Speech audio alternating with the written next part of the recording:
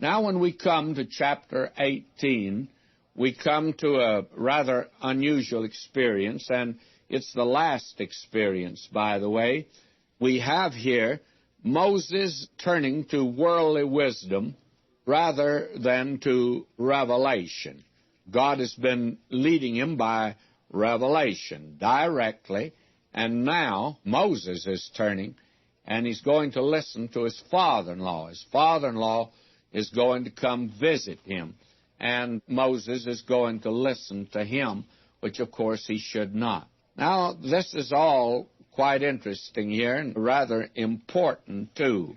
To begin with, Moses has come into the land of Midian now with the children of Israel. They're going by Mount Sinai, and now the father-in-law of Moses brings his wife to him.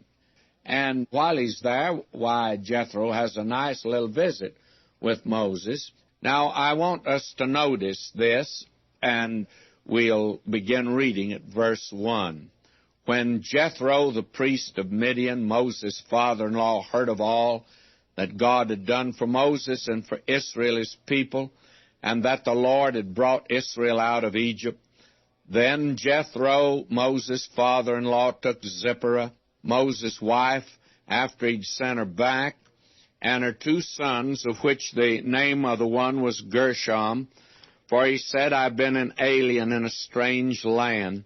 And the name of the other was Eleazar, for the God of my father said he was mine help, and delivered me from the sword of Pharaoh.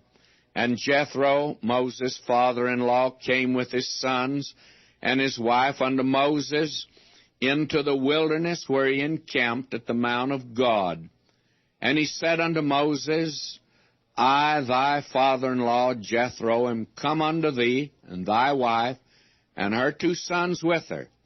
And Moses went out to meet his father-in-law, and did obeisance, and kissed him. And they asked each other of their welfare, and they came into the tent. And Moses told his father-in-law all that the Lord had done unto Pharaoh and to the Egyptians for Israel's sake, and all the travail that had come upon them by the way, and how the Lord delivered them. And Jethro rejoiced for all the goodness which the Lord had done to Israel, whom he had delivered out of the hand of the Egyptians. And Jethro said, Blessed be the Lord, who hath delivered you out of the hand of the Egyptians, and out of the hand of Pharaoh, who hath delivered the people from under the hand of the Egyptians. Now I know that the Lord is greater than all gods, for in the thing wherein thou dealt proudly, he was above them. And Jethro, Moses' father-in-law, took a burnt offering and sacrifices to God, and Aaron came and all the elders of Israel to eat bread with Moses' father-in-law before God. Now, the thing that interests me here, and I wonder if you noticed it as we read this extended section, is that the father-in-law of Moses brought his wife to him, and apparently there was a marvelous relationship between Moses and his father-in-law. In fact, they seem to be buddies, as we would use the term. They seem to be very close together. Moses tells him all that God has done for him, how God had led the children of Israel out of Egypt, and Jethro's interested in it. In fact, he shows a great interest in it, and he enters into this in a very marvelous way. He is interested in Moses and reveals that. And you notice that when Moses went out to meet them, his father-in-law and his wife, why, we're told here that Moses kissed his father-in-law, but nothing about kissing his wife or the 2 sons. Somebody says, well, Moses wrote this. Yes, that's right. And I wonder, again, now we've talked about Moses' family life before, and I'm not going into it again, other than just call your attention to this, that it confirms the thing that we said, that the family relationship was probably not as it should have been.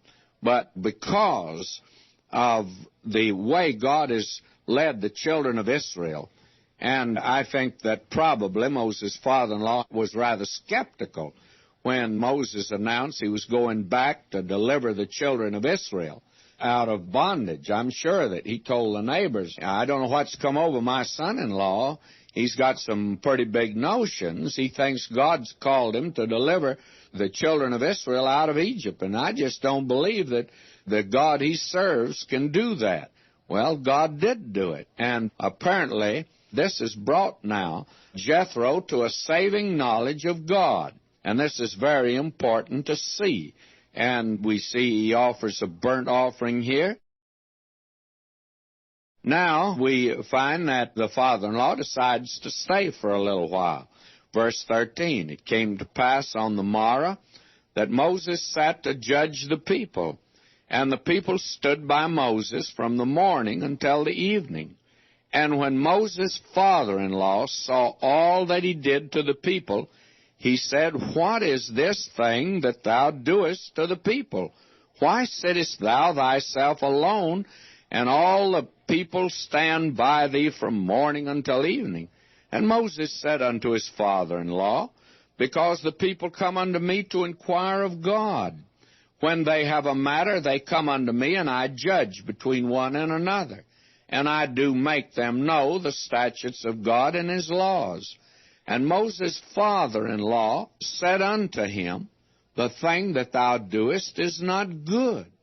Thou wilt surely wear away both thou and this people that is with thee, for this thing is too heavy for thee. Thou art not able to form it thyself alone. Hearken now unto my voice. I will give thee counsel, and God shall be with thee. Be thou for the people to Godward, and thou mayest bring the causes unto God. And thou shalt teach them ordinances and laws, shall show them the way wherein they must walk, and the work that they must do. Moreover, thou shalt provide out of all the people able men, such as fear God, men of truth, hating covetousness, and place such over them to be rulers of thousands, and rulers of hundreds, rulers of fifties, and rulers of tens. And let them judge the people at all seasons.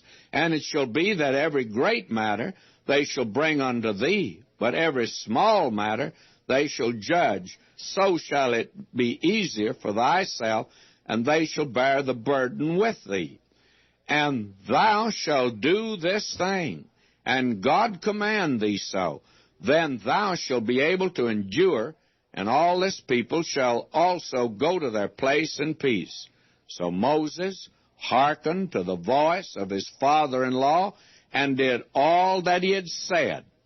And Moses chose able men out of all Israel, made them heads over the people, rulers of thousands, rulers of hundreds, rulers of fifties, and rulers of tens. Now, somebody is apt to say, well, what in the world is wrong with this? You seem to think that there's something wrong here. Well, may I say to you that on the surface, everything looks fine. Moses' father-in-law obviously loved him, had great respect for him, and was enthusiastic about him. And he's come out now, and he's brought Moses' wife to him, and so he hangs around for a few days for a visit. And then he sees how busy Moses is judging the people. So he comes up with a suggestion to lighten the load of Moses. Now somebody is apt to say, well, what in the world is wrong with that? It doesn't seem to me to be anything radically wrong there at all. Well, there are two kinds of wisdom in this world. Someone has said, the poet has, when ignorance is bliss, 'tis folly to be wise. Now, actually, this passage here teaches when it's foolish to be wise. And the thing that Moses' father-in-law was suggesting was the wisdom of the world. That was not God's wisdom. And it was not the thing God wanted done. This incident reveals how easy it is to accept the wisdom of the world and to follow the pattern of the world and not look to God. I personally believe that today the reason that most of our churches are in trouble is because men have been brought into the church and put on a board, are given a place of prominence, a high position, because they are men who've been successful in business, and out in the business world they've made a go of it, but they have no spiritual discernment whatsoever. And therefore the church has attempted to put in the methods of the world, the program of the world, and that just simply doesn't work. I am perfectly willing to say that the suggestions and the recommendations that Moses' father-in-law made were good ones. It would take the load off of Moses. It would expedite matters. It would be orderly. It would conserve time. And it has all of that. That makes it look like a very attractive package. And his suggestion was a sincere one. He meant well. He was prompted by a concern for the health of Moses. And you can't help but love him for this. He was anxious about Moses. And we also need to know this was not God's will, but God permitted it. Here you have the permissive will of God.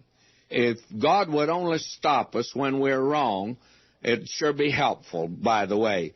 But He permits it. He permits us sometimes when we go on headstrong with adopting methods that are contrary to what He wants done. Now let's make a careful examination of this. I read all of this purposely to you today. And I think it'll take a careful examination to discover the subtle and sinister character of this man's advice. Notice, first of all, God had given no such instructions to Moses. It actually questioned the wisdom, the judgment, and the love of God. In other words, God wasn't doing the best that He could about Moses. Now, if God really loved Moses and cared for him, God would have made this suggestion a long time ago. And friends, I can hear the hiss of the serpent that was back in the Garden of Eden here. Because you remember, that was his suggestion to Eve. Oh, if you could only eat of that tree, you'd be wise. And God just hadn't permitted you to do that. In other words, God's not doing the best that He could by you. Now, if this had been best, God would have made this arrangement before. But it wasn't best. Now, that's something to note. There's a second thing here. God was dealing with Moses directly. He was equipping him for the great task of delivering this people. And God did not want a third party brought in.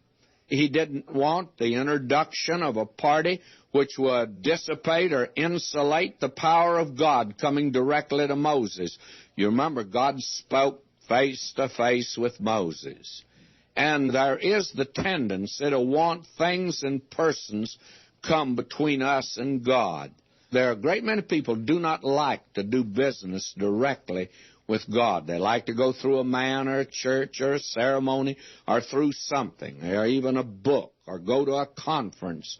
All of these have their place. But friends, we need to go directly to God. And God was dealing with Moses directly. And He didn't want this crowd in there. Now, there's a third thing to note here when you look at it in depth. It created an organization out of which came the 70 later on. And the 70 were the Sanhedrin, and one night, about 1,500 years after this, that Sanhedrin met and plotted the death of the Son of God. My friend, Moses didn't need this organization. God gave Moses power for the task and these arduous duties. These 70 men were not any more efficient for God than one. After all, it's the Spirit that quickeneth. And I want to say something at this particular juncture. There are people today in the church that feel like that what we need is the right method. We need to adopt the right method. And right now we've got a bunch of preachers that are acting rather foolish and I think rather silly. They're trying to identify themselves with this now generation. And they say they want to communicate. We have a seminary in Southern California that majors in this type of thing of being able to identify and communicate. And do you know that I never hear of them really reaching down and touching human life in Southern California? They just don't do it, friends. You see, today, God doesn't have to have a method or an organization or numbers or a system or some to come between or a ritual of good works. You see, the wisdom of God sweeps all of this aside, and there's nothing between our soul and God, and there's no broken reed to lean upon. The wisdom of God and the wisdom of man are contradictory. So much so that if one is wisdom, the other is foolishness. And God says the wisdom of the world is foolishness with God, and the foolishness of God is wiser than the wisdom of the world. Oh, if I could only get this over today to our seminaries, even so-called good seminaries, training our young men, that today they need to have the intellectual approach. They need to be clever and that type of thing. God has said, it's not with enticing words of man's wisdom, and it's not in the words which man's wisdom teacheth. And the wisdom of this world is foolishness with God, and the wisdom that's from above is the wisdom we need today. And therefore, the thing that's important here, and it's a tremendous lesson for us today, we need the power of God, not more methods or different methods or new methods.